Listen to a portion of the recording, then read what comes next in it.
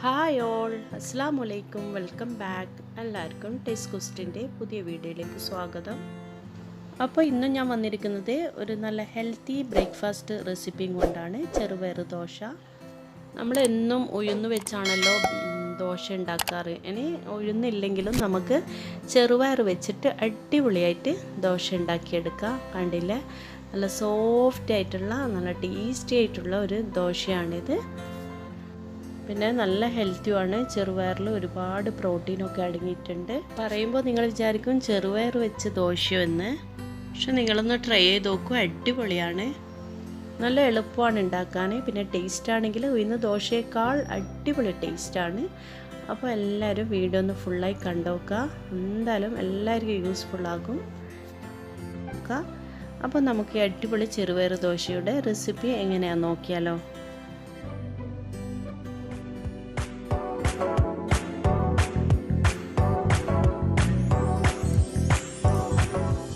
അപ്പോൾ ഈ ദോശ ഉണ്ടാക്കാൻ വേണ്ടി ഞാൻ ഇവിടെ 2 കപ്പ് പച്ചരി എടുത്തിട്ടുണ്ട്.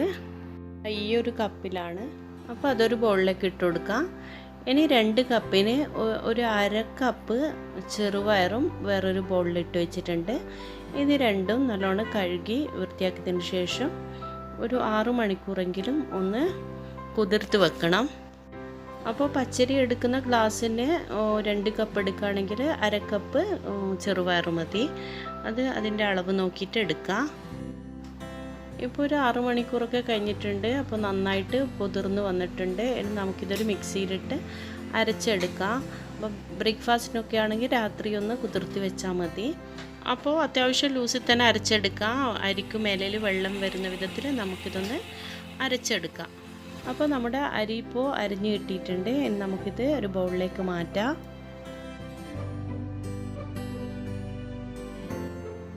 ഇനി സെയിം മിക്സിയിൽ തന്നെ ഇട്ട് നമുക്ക് ചെറുപയറും കൂടി ഒന്ന് അരച്ചെടുക്കാം.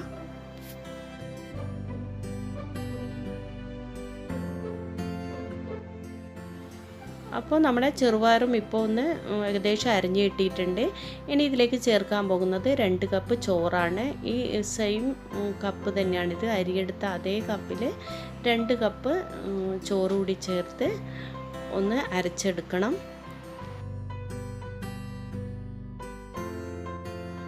അപ്പോൾ ചോറുകൂടി ചേർത്ത് ഒന്ന് അരച്ചതിന് ശേഷം ഇനി ഇതിലേക്ക് ചേർത്ത് കൊടുക്കാൻ പോകുന്നത് ഒരു 1/2 ടീസ്പൂണോളം ഈസ്റ്റാണ്.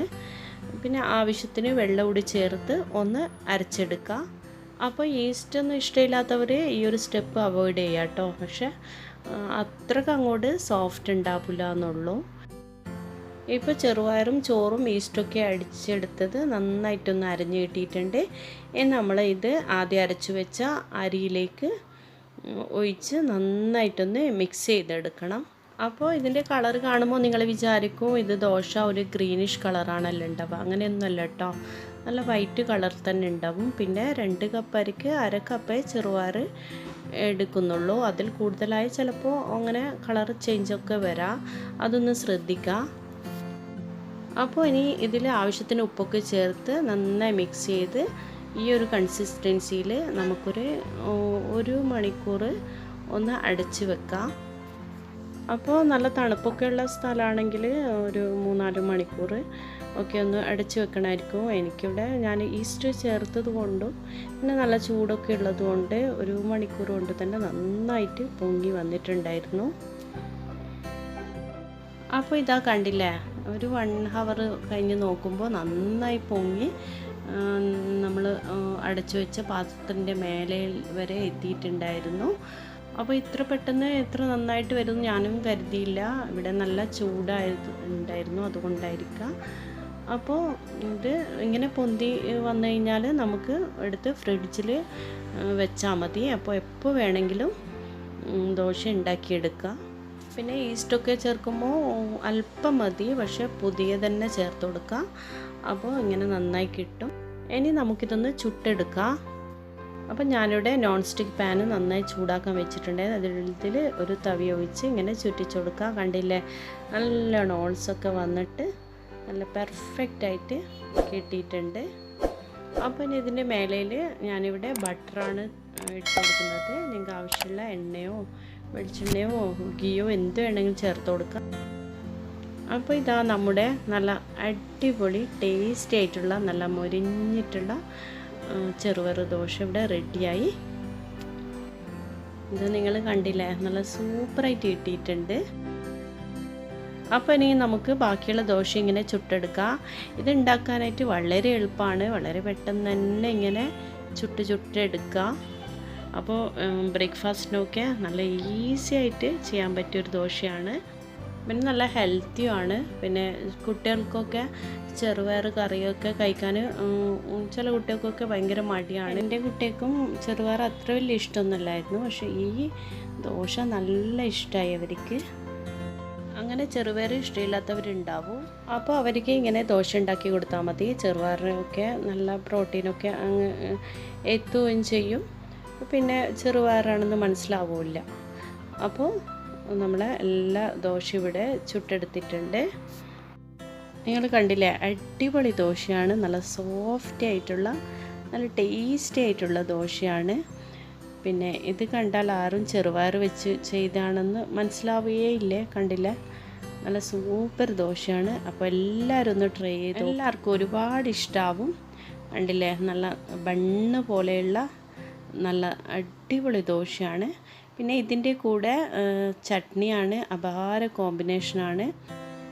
ഈ ദോശയുടെ കൂടെ വേറെ കറിയുടെ ഒന്നും ഒരാവശ്യമില്ല. ഈ ചട്നി കൂട്ടി കഴിക്കാൻ തന്നെ നല്ല ടേസ്റ്റാണ്.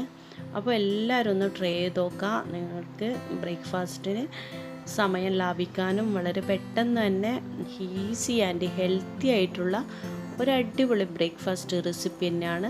അപ്പോൾ എല്ലാവരും ട്രൈ ചെയ്ത് നോക്കുക. ഫീഡ്ബാക്സൊക്കെ കമൻസിലൂടെ അറിയിക്കുക. ഇതുവരെ സപ്പോർട്ട് ചെയ്തപോലെ മുമ്പോട്ട് സപ്പോർട്ട് ചെയ്യുക. അപ്പോൾ എല്ലാവർക്കും എൻ്റെ ഇന്നത്തെ റെസിപ്പി ഇഷ്ടമായിട്ടുണ്ടാവുമെന്ന് വിചാരിക്കും. പിന്നെ ഈ ഒരു ദോശയുടെ ടിപ്പും നിങ്ങൾക്ക് വളരെ യൂസ്ഫുൾ ആകുമെന്ന് വിചാരിക്കുന്നു. അപ്പോൾ ഇഷ്ടമായിട്ടുണ്ടെങ്കിൽ എപ്പോഴും പറയുന്നത് പോലെ നിങ്ങൾ ഇതുവരെ എൻ്റെ ചാനൽ സബ്സ്ക്രൈബ് ചെയ്തിട്ടില്ല എങ്കിൽ നിങ്ങൾക്ക് ഈ ചാനലിലെ വീഡിയോസൊക്കെ ഇഷ്ടമാകുന്നുണ്ടെങ്കിൽ ഒന്ന് സബ്സ്ക്രൈബ് ചെയ്യണേ. കൂടെ കാണുന്ന ബെല്ലൈക്കൺ ഒന്ന് എനേബിൾ ചെയ്താൽ ഞാൻ ഇടുന്ന എല്ലാ വീഡിയോസും നിങ്ങൾക്ക് നോട്ടിഫിക്കേഷൻ വരും. അപ്പോൾ ഇൻഷാ അല്ലാഹ് മറ്റൊരു അടിപൊളി റെസിപ്പിയുമായും വീഡിയോയുമായും ഒക്കെ വരുന്നവരെ എല്ലാവരോടും ബായ്, അസ്സലാമു അലൈക്കും, താങ്ക് യു.